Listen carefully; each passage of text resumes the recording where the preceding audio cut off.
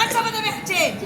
என்னை போலவே மற்றவர்களும் சபதம் செய்தார்கள். 4 பேர்களும் சபதம் செய்திருக்காங்க. ஆனால் தூது போக சொல்லியிருக்கிறார்கள் தங்களிடத்தில். அவர்கள் எப்படியாகிலும் போகட்டும். என்ன கண்டு போகட்டும்? அவர்கள் சபதமும் எக்கேடாவது போகட்டும். என் சபதம் நிறைவேற வேண்டும். அதற்கு அருகுரல் எங்கண்ணா?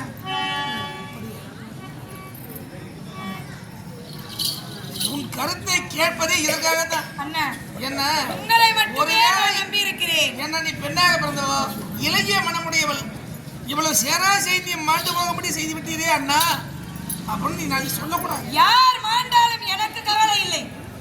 என் சபதம் எனக்கு முடிய வேண்டும். இந்த சந்திரகுல வம்சமே அழிந்தாலும் சரி, சமர்ப்பணமாகுமா? அழிந்தாலும் சரி, கூந்தல் முடியணும். என் கூந்தல் முடிய வேண்டும். முடித்து